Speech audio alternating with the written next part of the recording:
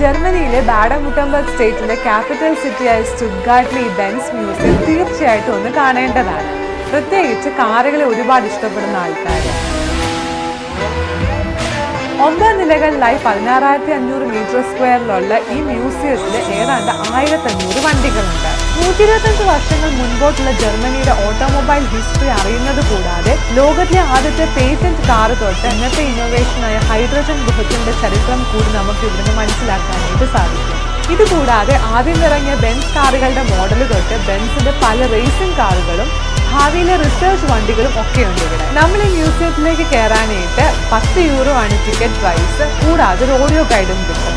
ഈ ഓഡിയോ ഗൈഡിന്റെ ഗുണം എന്താണെന്ന് വെച്ചാൽ നമ്മൾ ഓരോ വണ്ടിയുടെ അടുത്ത് ചെല്ലുമ്പോഴേക്കും അവിടെ ഒരു QR കോഡ് ഉണ്ട്. അത് സ്കാൻ ചെയ്ത് കഴിയുമ്പോൾ ആ വണ്ടിയെക്കുറിച്ചുള്ള എല്ലാ കാര്യങ്ങളും നമുക്ക് മനസ്സിലാക്കാനും സാധിക്കും.